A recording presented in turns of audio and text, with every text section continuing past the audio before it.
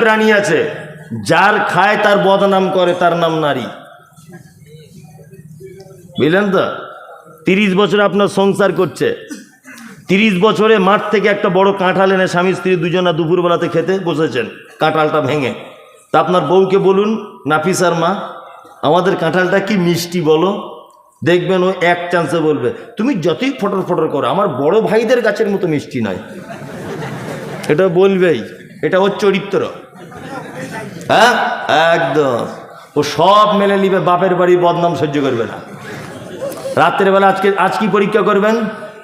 তোমার হাসি হিমামালানি ফেল, তোমার চোখ, তোমার মাথার চুল, তোমার গোলাপি কালারের ঠোঁট, তোমার হাতের রান্না, তোমার চলন, তোমার তাকানো, তোমার অভিমান, তোমার মুচকে হাসি আমাকে প্রেমে পাগল করে দেয়। সব ভালো, দেখবেন দিন দিন করে নাচছে।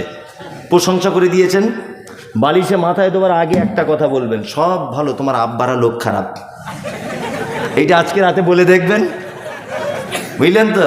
গামছা যদি থাকে গলায় দিয়ে টেনে জিভ বার করে দিবে, ও সব মেনে নিবে, বাপের বাড়ির বদনাম সহ্য করবে কখনই করবে না। এর নাম কি? নারী। মুহাম্মদ সাল্লাল্লাহু আলাইহি ওয়াসাল্লাম তারপরে বলছেন, শোনো নারী তুমি জাহান্নাম চলে যাবে গীবত পরনিন্দা করার কারণে। আমি এ কথা অনেক বলি, তাও আজকে বলে দিচ্ছি, সামাজিক অবস্থা বলে, যা আপনার বাড়িতে 4 জন পুরুষ মানুষ যদি ঢুকতে চায় ঢুকতে দেবেন। আপনার বউ বেটি একটু আলাদা ঘরে থাকবে, ঢুকে দরকার মিটিয়ে চলে যাবে, অসুবিধা নেই। আপনার বাড়িতে আপনার বউকে কাল সকালে বলে দেবেন যে পাড়ার কোনো মেয়ে ছেলে যেন আমাদের বাড়িতে যেন না দেখি। সংসারে যত অশান্তি, যত মারামারি, স্বামী স্ত্রী বিচ্ছেদ, এর একটা কারণ হচ্ছে পাড়ার অন্য বউদেরকে বাড়িতে ঢুকতে দেওয়া। সংসারে আগুন লাগানোর মাস্টারেরা, কি বললাম বুঝলেন না? ওই জন্য অন্য কোনো লোকের বউ আপনার বাড়িতে ঢুকতে দেবেন না। আপনার বউ রাস্তায় বসে থাকে কেন? আপনার নিজস্ব পার্সোনালিটি নেই, সম্মান নেই, আপনার গায়ে হাতে কাপড় নেই, ব্লাউজ পরে ওড়না নেই, কিছু নেই, রাস্তায় বসে বসে আর একটা মেয়ের সঙ্গে গল্প করছে। লজ্জা শরম মতো থাকা দরকার রাস্তাঘাটে। এরকম কেন? কাছে মসজিদ, কত মানুষ যাতায়াত করছে, বয়স্ক মানুষ, কত মানুষ নামাজ পড়ে বার হচ্ছে, আর তুমি বেহায়ার মতো রাস্তাতে মিটিং করছো বসে বসে। করিয়েন না এগুলো। আল্লাহ নবী সাল্লাল্লাহু আলাইহি ওয়াসাল্লাম নিষেধ করেছেন রাস্তাতে বসতে, এমনি পুরুষ মানুষেরও নিষেধ, নারী তো দূরের কথা, পুরুষ মানুষেরও নিষেধ রাস্তায় বসা। খুব সাবধানে থাকবেন। সলাৎটা ঠিক কেমন জানেন তো? নামাজটা কেমন জানেন? আপনাকে বোঝায়। আমার ছেলে আমাকে মাঝে সাঝে বলে, আব্বা মিলিটারির চাকরি করব। এই আর কি, আমার ছেলের বয়স 12 বছর, শুধু বলে আব্বা বড় হলে আমি মিলিটারি হব। আমি যদি হবি হ, তো যদি শখ থাকে তাই হয়। 12 বছর বয়স, কিন্তু আমার থেকে আমার ছেলে এতটা আরো লম্বা বেশি, আর সেই চেহারা স্বাস্থ্য মিলিটারি মতোই লাগে দেখে আর কি, বাঘের বাচ্চা। তাই আমি বলছি ঠিক আছে তুই মিলিটারি হ, তাহলে অসুবিধা নেই। ও তো বোঝে না ক বছর বয়সের। তা বোঝানোর জন্য বলছি, আমার ছেলে পরীক্ষা দিয়েছে, ধরে নেন রান করেছে মাঠে ফার্স্ট, একদম 1 নম্বরে। আমার ছেলে জাম দিয়েছে, আমার ছেলে ফার্স্ট। লিখিত পরীক্ষায় আমার ছেলে ফার্স্ট, মৌখিক পরীক্ষায় আমার ছেলে ফার্স্ট। লাস্ট একটা জিনিস পরীক্ষা, হাইটটা মাপা হচ্ছে। তখন যে অফিসার মাপছে ফিতে নিয়ে দেখছে আমার ছেলে 3.5 ফুট। আচ্ছা বলুন তো চাকরি হবে মিলিটারিতে? হবে? হবে না। হেডমাস্টার হতে পারবে, ও ডাক্তার হতে পারবে, ও ইঞ্জিনিয়ার হতে পারবে, তাই না? ও উকিল হতে পারবে, ও ব্যারিস্টার হবে, ও বিচারপতি হবে, সব কিছু হবে। কিন্তু মিলিটারি এই চাকরিটা বা আর্মিতে আমার ছেলে কোশ্চিন কালেও চান্স পাবে না। কারণ এই চাকরির শর্তটাই হচ্ছে লেখাপড়া তুমি মাধ্যমিক উচ্চ মাধ্যমিকে 4-5টা ব্যাক পাবো, তো অসুবিধা নেই। হাইট ভালো হতে হবে, চেহারা ভালো হতে হবে, রান ভালো করতে হবে, ক্ষমতা ভালো থাকতে হবে, শরীরে কোনো খুঁত থাকলে হবে না, এটাই ব্যাপার। জানেন, হাইট ভালো হতে হবে। তার মানে বোঝা যাচ্ছে যে এই ডিপার্টমেন্টের এটাই মেন শর্ট, যে হাইটটা ভালো হতে হবে। ঠিক তেমন জাকাত দিয়েছেন আলহামদুলিল্লাহ, জলসা শুনেছেন আলহামদুলিল্লাহ, নেকি হয়েছে, কোনো অসুবিধা নেই, কোনো অসুবিধা নেই। বুনের জমি বুঝে দিয়েছেন আলহামদুলিল্লাহ, খুব ভালো জিনিস। পাড়া প্রতিবেশী সবার সঙ্গে ভালো ব্যবহার করেছেন আলহামদুলিল্লাহ, খুব ভালো জিনিস। শুধু নামাজ নেই, জান্নাত নেই। সব ভালো কাজ, শুধু নামাজটা নেই, জান্নাত নেই। জান্নাতের মূল শর্তই ইবাদতটা। কি বুঝতে পারছেন? স্টেজে সবাই মোটামুটি ঘুম ঘুম ভাব, 11:30 বেজে গেছে, 12টা বাজতে যাচ্ছে, বুঝলেন না? সবাই ঘুম ঘুম ভাব। আর আমার আল্লাহর রহমতে সব ঘুম টুম লাগে না, যাই হোক আমার কোনো ব্যাপার নয়, আপনি চালিয়ে যান, মজা লেগেছে খুব। আল্লাহ তাআলা তারপরে বলছেন, ইয়া বুনাইয়া আকিমিস সালাত। লোকমান হাকিম তার বেটাকে বলছে, বেটা সালাতটা আদায় করো, অসবির আলা মা আসাবাক, আর বিপদ আপদ হলে ধৈর্য ধারণ করো। কি বললাম বুঝলেন? আল্লাহ তাআলা তারপরে বলছেন, ওয়ামুরু বিল মারুফ, ভালো কাজের আদেশ দাও, মন্দ কাজে নিষেধ করো। দুটা, একটা মন্দ কাজ আর ভালো কাজ বলে দেবো নাকি? বলে দিই, ফেলে দিই। প্রথম মেয়েরা শুনছে নাকি কোথা থেকে? ওদের ব্যাপারে একটা হাদিস বলে দিই, আর আপনাদের ব্যাপারে একটা হাদিস বলে দিই। প্রথমে তুই ভাই ধৈর্য। আল্লাহ নবী বলছেন, আল মারাতু ইজা সাল্লাতু খামসাহা, একজন নারী যদি 4টে কাজ যদি করে জান্নাত চলে যাবে। 1 নম্বরে হচ্ছে সে যদি 5 ওয়াক্তের সালাত আদায় করে, অসামাত সাহারাহা, আর 1 মাস যদি সে সিয়াম পালন করে। কতদিন সিয়াম রাখবে? কতদিন রোজা রাখবে? 1 মাসের ভিতরে কেউ রাখবে 27 দিন, কেউ রাখবে 25 দিন, আবার কেউ রাখবে 23 দিন। বাকি দিনগুলো যদি নামাজ হয় ওই ছুটি দিয়ে দেওয়া হয়েছে, রোজা যদি হয় অন্য মাসে করে দিতে হবে। আর 3 নম্বরে ওয়া আতাআত বালাগা, বিশ্ব নবী বলছেন, ও নারীরা তোমরা তোমার স্বামীর সেবা করবে, তাহলে তুমি জান্নাত চলে যাবে। কটা ভালো মন্দ কাজ বলে দিচ্ছে হাদিস দিয়ে, শুধু হাদিসগুলোর বাংলা বলে দিই। 1, মায়েদেরকে বলছি 4টে কাজ করুন, জান্নাত চলে যাবেন। কটা কাজ? 4টে। 1, 5 ওয়াক্ত নামাজ পড়বেন। 2, অসামাত সাহারা, 1 মাস রোজা রাখবেন। আতাত বালাগা, স্বামীর সেবা করবেন। করে তো? আপনাদের করছে? পানিটা দেখি বাবু, একটু পানি। ও খুব ভালো লোক, ও সব বুঝে। বিসমিল্লাহ।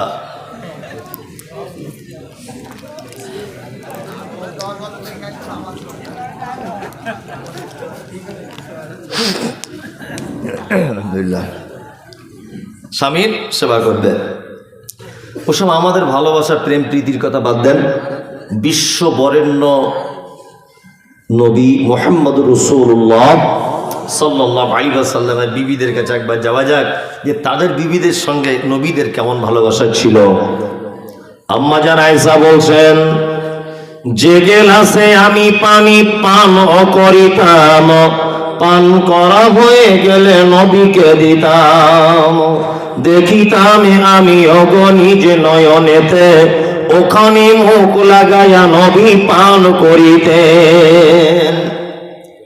গোস্ত খেয়ে হাড্ডি গুলো ফেলিয়া দিতাম, চুষে চুষে খেত নবী চোখেতে দেখিতাম। আম্মা জান আয়েশা বলছেন, আমি গেলাসে যে জায়গাটা মুখ লাগিয়ে পানি পান করেছি, গেলাসটা এরকম করে রেখেছি, আড়ালে আড়ালে দেখেছি আল্লাহর নবী ওই জায়গাটাতেই মুখ লাগিয়ে আবার তিনি পানি পান করতেন। আমাদের বাড়িতে যদি কখনো গোস্তের হাদিয়া আসতো, তাহলে আমি অল্প বয়সের নারী, গোস্ত ভালো চিবাতে পারতাম না, হাড্ডিটা গোস্ত সহ ফেলে দিতাম দস্তরখানে। আল্লাহর নবীকে দেখেছি ওই হাড্ডিটা আবার তুলে নিয়ে চিবিয়ে চিবিয়ে রস বার করে করে খেতেন। এই ভালোবাসা আছে? নাই। আপনার বউ আপনার আঁটু খায়, হারামখোর সারাদিন যে বিড়ি টানে, ওর মুখের যা গন্ধ,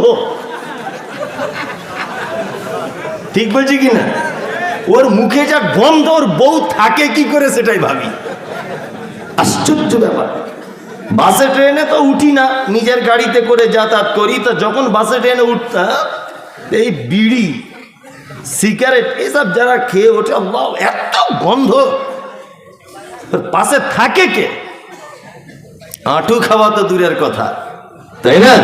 আর আম্মা জান আয়েশা কি বলছেন, যে গেলাসে আমি পানি পান করিতাম, পান করা হয়ে গেলে নবীকে দিতাম, দেখিতাম আমি অগণিজ নয়নেতে, ওখানে মুখ লাগাইয়া নবী পান করিতেন, গোস্ত খেয়ে হাড্ডি গুলো ফেলিয়া দিতাম, চুষে চুষে খেত নবী চোখেতে দেখিতাম। বিশ্ব নবী বলছেন ওয়া আতাআত বালাহা, ও নারীরা তোমরা স্বামীর সেবা করবে। ওয়া আহসানাত ফারজাহা, 4 নম্বরে শুনে নাও, তুমি তোমার লজ্জাস্থানের হেফাজত করবে। ফাতাদখুল মিন আই আবওয়াবিল জান্নাতি সাত, তাহলে জান্নাতের 8টা দরজার ভিতরে যে কোনো দরজা দিয়ে তুমি চলে যাবে, পৃথিবীর কেউ তোমাকে আটকাতে যাবে না, কেউ আটকাবে না। লজ্জাস্থানে হেফাজত, পর্দা করতে হবে। এই মেয়েরা করে নদিয়ায়, হ্যাঁ মনে হচ্ছে যেন জজ কোর্ট, সুপ্রিম কোর্ট, কোর্ট বসে না, আমাদের ওদিকে বসে। 4 জন এই জায়গায় বসে আছে রাস্তার উপরে, মেয়ে ছেলে এলে গল্প করছে। সব জায়গা আছে না, সব দরজা দরজায় দেখছেন। তাহলে আমি মনের কথা বুঝতে পারছি কোন জায়গায় কি ওষুধ লাগবে। সব ঘটনা ঘটছে কি ঘটছে না, আর ওদের কাজই হচ্ছে কি ব্যাপার, ও কথা বলছে কার সাথে, ওর বউকে গিয়ে বলছে ভাবি, ও খাদিজা ভাবি একটা কথা বলবো, ভাই মনে হয় কারুর পাল্লায় পড়েছে। এই যে বলে দিয়ে চলে গেল, সংসারে 12:30 বাজিয়ে দিয়ে গেল। কি বলছি বুঝতে পারছেন না? এদের কাজই হচ্ছে পিয়নগিরি করা, নারী জাসুসি করা। এইখানে 4 জন, ওইখানে 4 জন, ওইখানে 5 জন বসে বসে এর বইয়ের কথা, ওই মৌলবী ইমামের কথা, ওই অমুকের মা কি করে, ওই অমুকের বেটা কি করে, সারা দিন এই কথা, সারাদিন এই কথা না, এই কথা। মনে হচ্ছে পাড়ার রিপোর্টার। সব পাড়াতে, গ্রামে গ্রামে, প্রত্যেক পাড়ায় এইরকম একটা একটা নায়িকা থাকে, যে সবাইকে আবার পরিচালনা করে। সবার আগে কথা তার কাছে প্রথমে আসে। কি বললাম বুঝলেন না? এরকম আছে না নেই? আচ্ছা, হযরত মুহাম্মদ বোকা লোক ছিলেন না খুব জ্ঞানী লোক ছিলেন? জ্ঞানী লোক ছিলেন। নবীজি কি বলছেন? আল্লাহ নবী বলছেন, যে রাতে মিরাজ হলো বিশ্ব নবীজির, নবী বলে জাহান্নামে নারীদের ভিড়। একজন মহিলা বলে বিশ্ব নবীজিরে, কোন কারণে বেশি ভাগ যাব জাহান্নামে? প্রথম কারণ হলো অধিক নারীগণ, অল্প ধলেতে তাদের ভরে না গমন। দ্বিতীয় কারণ হলো অধিক নারীগণে আর ঝগড়াঝাটি বেশি করে নিজে স্বামীর সনে। তৃতীয় কারণ হলো শোনো সমাচার, না শুকরিয়া করে ও নিয়ামত আমার, গীবত যে বেশি করে এক অপরের তরে, এহেন কারণে নারী যাবে জাহান্নামে। বিশ্ব নবী বলছেন, আমি মিরাজের রাত্রিতে রাস্তাতে অনেক ঘটনা ঘটেছে, আমি জান্নাতের ভিতরে দেখলাম শুধু যেন রিক্সা চালকেরা, ফুচকাওয়ালারা, ফেরিওয়ালারা, গরিব মানুষেরা, যাকে পাড়ার লোক তুচ্ছ মনে করত, যাদেরকে 10 পয়সা দাম দিত না, এই কোয়ালিটির মানুষগুলিকে দেখলাম জান্নাতের ভিতরে তারা সিট দখল করে আছে। আর জাহান্নামের দিকে তাকিয়ে দেখলাম অহংকারী ধনী মানুষেরা, আর অধিকাংশ নারীদেরকে দেখলাম যে নারীরা যেন সব জাহান্নামের ভিতরে যেন রয়েছে। বিশ্বনবী ফেরত এলেন, বক্তব্য রাখতে রাখতে বলছেন, ইয়া মাশারান নিসা, হে নারী জাতি, তাসাদ্দাকনা তাসাদ্দাকনা, তোমরা বেশি করে সাদকা করো। একজন নারী বলছেন, আল্লাহর নবী, কেন আপনি আমাদেরকে বারবার সাদকা করার কথা বলছেন? বিশ্ব নবী বলছেন, এই মাত্র তোমাদেরকে জাহান্নামে দেখে এলাম যে তোমাদের অধিকাংশ নারী জাহান্নামের ভিতরে রয়েছে। এক প্রথম কারণ হচ্ছে অল্প জিনিসে তোমাদের মন ভরে না। পরীক্ষা করে দেখবেন, ভরে না, ভরে না, ভরে না। ওর এত আছে তবুও বলবে নাই, এটা নারী। 2, স্বামীর অকৃতজ্ঞতা, সব সময়তেই অকৃতজ্ঞতা নেই। ও সব ভালো, সারা জীবন একটা প্রাণী আছে যার খায় তার বদনাম করে, তার নাম নারী। বুঝলেন তো? 30 বছরে আপনার সংসার করছে, 30 বছরে মাঠ থেকে একটা বড় কাঁঠাল এনে স্বামী স্ত্রী দুজনা দুপুরবেলাতে খেতে বসেছেন, কাঁঠালটা ভেঙে। তা আপনার বউকে বলুন, নাফিসার মা, আমাদের কাঁঠালটা কি মিষ্টি বলো। দেখবেন ও এক চান্সে বলবে, তুমি যতই ফটর ফটর করো আমার বড় ভাইদের গাছের মতো মিষ্টি নয়। এটা বলবেই, এটা ওর চরিত্র। হ্যাঁ, একদম। ও সব মেনে নিবে, বাপের বাড়ি বদনাম সহ্য করবে না। রাত্রের বেলা আজ কি পরীক্ষা করবেন? তোমার হাসি বাবা হিমামালানি ফেল, তোমার চোখ, তোমার মাথার চুল, তোমার গোলাপি কালারের ঠোঁট, তোমার হাতের রান্না, তোমার চলন, তোমার তাকানো, তোমার অভিমান, তোমার মুচকে হাসি আমাকে প্রেমে পাগল করে দেয়। সব ভালো, দেখবেন দিন দিন করে নাচছে, প্রশংসা করে দিয়েছেন। বালিশে মাথায় দেওয়ার আগে একটা কথা বলবেন, সব ভালো, তোমার আব্বারা লোক খারাপ। এইটা আজকে রাতে বলে দেখবেন, বুঝলেন তো? গামছা যদি থাকে গলায় দিয়ে টেনে জিভ বার করে দিবে, ও সব মেনে নিবে, বাপের বাড়ির বদনাম সহ্য করবে, কখনই করবে না। এর নাম কি? নারী। মুহাম্মদ সাল্লাল্লাহু আলাইহি ওয়াসাল্লাম তারপরে বলছেন, শোনো নারী তুমি জাহান্নাম চলে যাবে গীবত পরনিন্দা করার কারণে। আমি এ কথা অনেক বলি, তাও আজকে বলে দিচ্ছি, সামাজিক অবস্থা বলে, যা আপনার বাড়িতে 4 জন পুরুষ মানুষ যদি ঢুকতে চায় ঢুকতে দেবেন।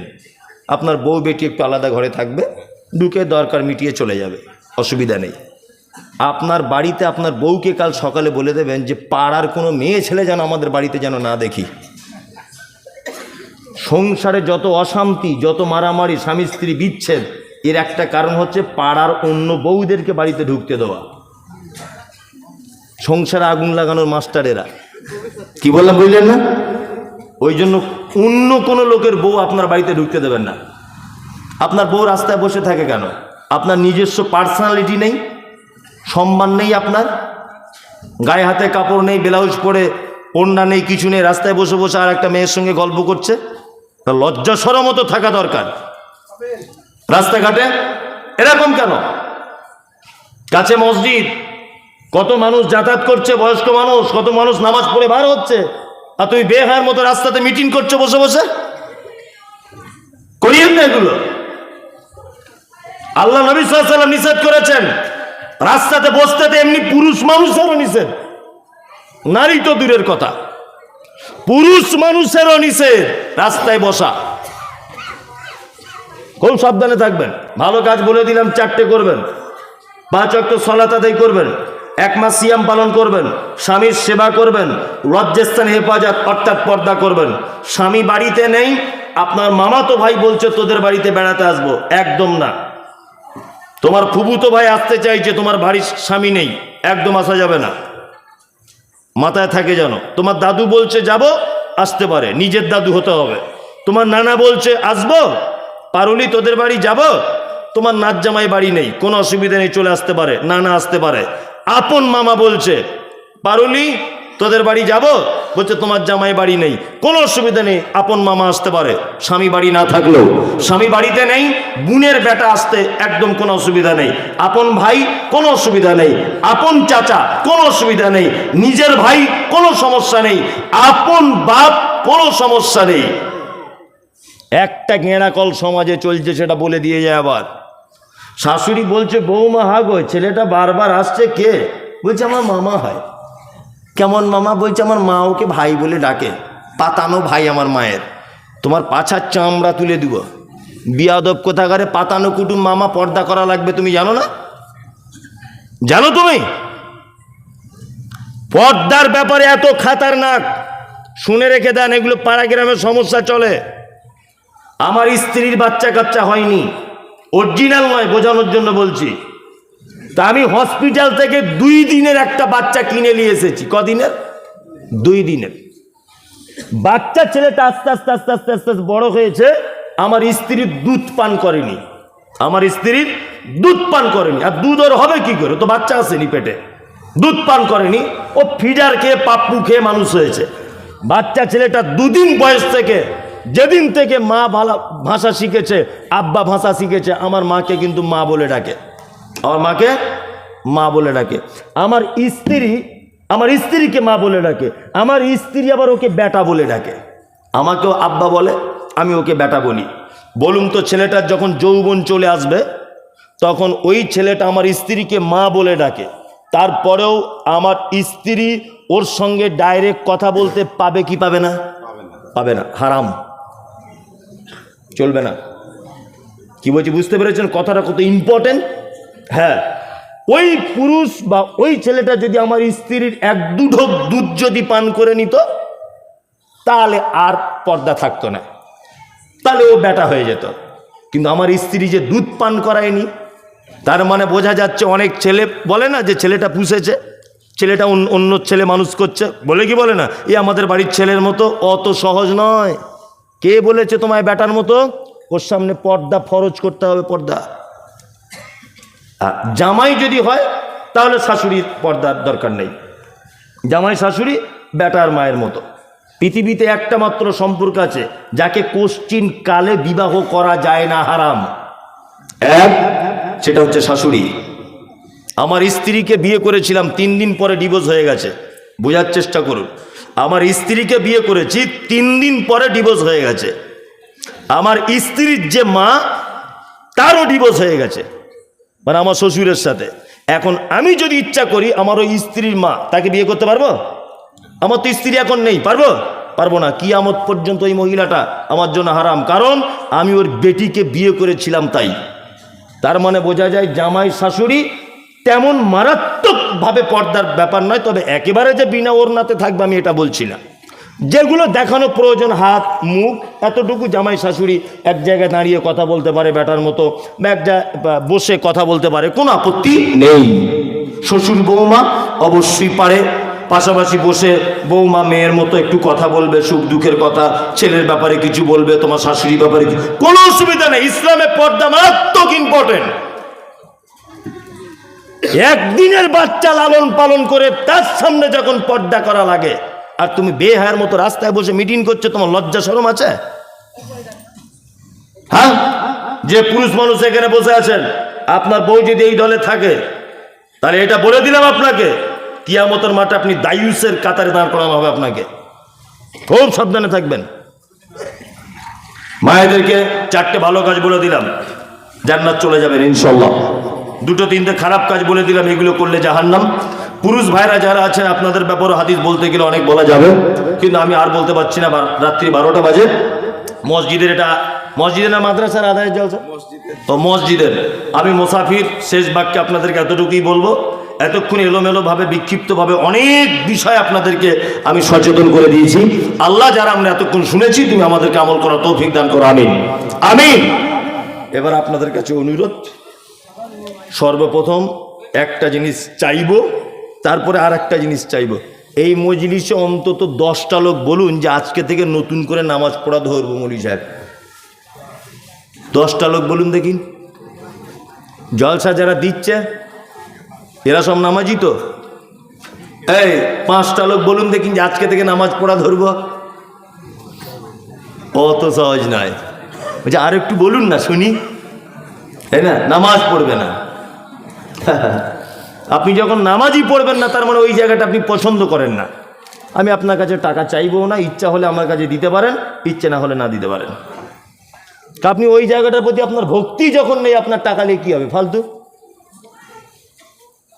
ওই জায়গাটার প্রতি আপনার ভক্তি শ্রদ্ধাই নেই। একটা লোক বলুন এখান থেকে যে আজকে থেকে নামাজটা পড়বো আমি ইনশাল্লাহ। কেউ নেই। 200 টাকা চাইলে দিয়ে দেবো, নামাজ পড়বে না। কথাগুলো বাস্তব বলছি না অবাস্তব বলুন? একদম ভক্তি শ্রদ্ধা আপনার কম মসজিদের প্রতি। খুব অনুরোধ ভাই, নামাজটা পড়ুন, তাছাড়া জাহান্নাম হয়ে যাবে। যারা বসে আছেন, আপনি আজ থেকে পড়বেন আলহামদুলিল্লাহ। জলসা দিয়ে একজন অন্তত উপকার, আপনি পড়বেন আজ থেকে ইনশাল্লাহ। না ইনশাল্লাহ মানে গলত হয়ে যাবে। হ্যাঁ, মালুম মালুম। ও আজকে থেকে ধরবে তাহলে নাকি? ইনশাল্লাহ। যাক, তাহলে অন্তত 2জন নামাজি হলো। তা আপনারা আল্লাহর রাস্তে কিছু আমার হাতে দেন, এই মুসাফির মানুষ, মসজিদের জন্য, আপনার জন্য দোয়া থাকবে ইনশাল্লাহ। আসুন, আমিও বানিয়ে বানিয়ে দোয়া করব না, এমনিতে দোয়া পেলেন। যার কাছে যা আছে তাই দেন, তবে কেউ চলে যাবেন না। নামগুলো এমনি বলে দিচ্ছি আমি। মোস্তাকিম ইচা নাকি? উনি ইচার ছেলে মোস্তাকিম 1000, আর রেশমা 500, নাসরুল 500, আর আনিজ 1000 টাকা। ভাই মজলিস ভাঙার একটা দোয়া আছে, ওই দোয়াটা বলে যান। 5 মিনিট দাঁড়ান, যে যা দিল আপনি দোয়াটা বলে গেলে নেকিটা সম্পূর্ণ পেয়ে যাবেন। এটা আপনার লাভ হবে আর কি, আমার লাভ নেই। দেন। এই আবার স্টেজ এইরকম করে করেছে কেন? আচ্ছা, একজন একটা চিঠি দিয়েছে যে পাণ্ডবপাড়া মসজিদের ইমাম খুতবায় বলেছেন বিড়ি সিগারেট হারাম বলা যাবে না, কেউ যদি হারাম বলে তার সাথে তিনি বসতে রাজি আছেন। সে আবার কোথায়? পাণ্ডবপাড়া। আচ্ছা, বিড়ি সিগারেট চিরজনমের মতো হারাম, এটা 100% হালাল। কি বললাম বুঝলেন? কারণ হারাম এই থেকে আল্লাহ রসুল বলেছেন যে এমন এক নেশাদার দ্রব্য যার বেশি পরিমাণ খেলে মাথা চক্কর দেয়, তার অল্প পরিমাণ হারাম, তাই তো? জি। এবার একটা কথা আপনাকে বলি, জর্দা, পানে এইটুকুখানি জর্দা দেওয়া হয়, তাই না? আচ্ছা, ওই জর্দাটা যদি আপনাকে 50 গ্রাম দেওয়া হয়, মাথা ঘুরবে কি ঘুরবে না? ঘুরবে। এটা হারাম, হারাম। পানি 1 গ্লাসের জায়গায় 4 গ্লাস যদি কেউ পান করে পানি, মাথা ঘুরবে? এটা বৈধ, হারাম। বিড়ি সিগারেট চিরজনমের মতো হারাম। যারা বলছে মকরু, নয় সে খায় নয় তার বাপ খায়। কি বললাম বুঝলেন? একদম। মুফতি সাহেব নিজেই তো জর্দা খায় বলছে, ও তো বলবে মকরু, ও তো আর কিছু করার নাই। এই নেশার ব্যাপারে বলা হয়েছে লা ইয়াবিউ ওয়ালা ইয়াশরাব, হাদিসে শব্দ এসেছে, বলছে নেশাদার দ্রব্য খাওয়া হারাম, ওর বিক্রি করাটাও হারাম, তাই তো? ওর বিক্রি, বিড়ি সিগারেট বিক্রি পর্যন্ত হারাম দোকানদারদের। তাহলে তৈরি হারাম, ওই একই ব্যাপার, বিক্রি তৈরি সবই হারাম। আর এটা হারাম হালাল আপনি সাধারণ জ্ঞানে বুঝেন না, সব ব্যাপারে হাদিস কোরআন লাগে। একটু সাধারণ জ্ঞান খাটান। এইটার উপরে লেখা আছে খেলে ক্যান্সার হয়। আচ্ছা বলুন, যেটা খেলে ক্যান্সার হবে বলছে প্রস্তুতকারক নিজে, এই খেলে ক্যান্সার হবে এরকম একটা ভয়ঙ্কর জিনিস আল্লাহ বা নবী পারমিশন দিতে পারে? পারে না। স্বাস্থ্যের পক্ষে ক্যান্সার, এই জিনিস কখনো ইসলাম পারমিশন দেয়? ইসলাম পৃথিবীর শ্রেষ্ঠ ধর্ম, সাধারণ জ্ঞানে বুঝেন না? বিড়ি সিগারেট চিরজনমের মতো হারাম, জর্দা, গুল, খৈনি, যেখানে যা আছে সব হারাম। চলুন, একজন 1000 টাকা দিয়েছেন, আর কেউ দিয়েছেন? কি বলছে? হ্যাঁ, ঠিকই বলেছি। আসসালামু আলাইকুম। আপনি বলেছেন কয়েকটি নাম রাখা হারাম বা নিষিদ্ধ, তার একটি নাম হলো আব্দুর রশিদ। বিষয়টি বুঝিয়ে বলবেন। আসলে কিছু নাম আছে যে নামগুলো রাখা যায় না, যেমন আব্দুল মাবুদ বা গোলাম মাবুদ নাম রাখা যাবে না। আব্দুর রশিদ, এই যে রশিদ যে নামটা, এই রশিদ শব্দটা আল্লাহর যে নাম বলছে, যে আল্লাহ সেফাতি নাম, কায়দা বগদাদিতে আছে ইয়া রশিদ, আছে না নেই? আছে। এই 99টার ভিতরে কায়দা বগদাদিতে শুধুমাত্র পাবেন রশিদ শব্দটা। এই রশিদ শব্দটা হাদিস দিয়ে সঠিকভাবে প্রমাণ পাওয়া যায়নি বা যায় না, যেটা আল্লাহর সিফাতি একটা নাম। যদি বলেন আপনি কোথায় পেলেন, তাও আপনাকে আমি ডিটেলস বলে দিচ্ছি, দয়া করে আপনি পড়ে নেবেন। আমি ফোন নাম্বার দিয়ে যাচ্ছি, ফোন করে দেখে নেবেন। বাংলার বিখ্যাত আলিম আব্দুল হামিদ আল মাদানী হাফেজাহুল্লাহ আকিকা ও নাম রাখা নামক একটি বই লিখেছেন। ওই বইয়ে তিনি এই নামটা উল্লেখ করেছেন। এইটা নিয়ে সোশ্যাল মিডিয়াতে তোলপাড় হচ্ছিল বলে আমি নিজে ওকে SMS করেছিলাম ওনাকে। সেই SMSটা যদি দেখতে চান, এখন আমি আপনাকে দেখাবো। উনি একথাই বলেছেন যে রশিদ আল্লাহর গুণবাচক নাম, সহিহ হাদিস থেকে প্রমাণ নেই। এই কারণে বলেছি রাখা যাবে না। কি বলেছি বুঝতে পারছেন? এতে ভয়ের কিছু নেই। নাম আকিকা দেন, পরিবর্তন করে নেন। যদি বলছেন বুড়ো বয়স আকিকা তো ভাই, আল্লাহ রসুল কত সাহাবীদের নাম পরিবর্তন করেছেন, গাদা গাদা সাহাবীদের নাম। যাক, মজলিস ভেঙে দিই নাকি? ভেঙে দিই, দোয়া বলে দিই মজলিস ভাঙা না আপনি বলবেন? আচ্ছা ভাই, কেউ যদি দিতে চান একটু দেন। ও আরেকজন হয়তো 1000 দিয়েছে, দেন, কিছু দিবেন তো দেন। আব্দুর রশিদ নাম রাখা যাবে না, এটাই ঠিক। কি বললাম বুঝলেন? আর একটা বলেছি যে ইয়াসিন, এটা নিয়ে আমাকে লোক খুব গাল দিচ্ছে যে ইয়াসিন নাম রাখা যাবে না কেন। আরে পাগল, যে শব্দের কোনো মানে হয় না সে নাম চলবে না। ইয়াসিন এটা হুরুফে মুকাত্তাত আরবিতে বলা হয়, বাংলাতে বিচ্ছিন্ন অক্ষরমালা। ইয়াসিন শব্দের কোনো মানে হয় না, এই জন্য নামটা রাখা যাবে না। শাহজাহান নাম রাখা যাবে না, না। আল্লাহকে আল্লাহ বলবেন। এখন খোদা বলে ওটা আলাদা ব্যাপার, খোদা ফার্সি শব্দ। শাহজাহান, আলমগীর এসব নাম রাখা যাবে না, খুব সাবধানে থাকবেন। গোলাম রসুল, গোলাম কিবরিয়া এসব নাম রাখা যাবে না।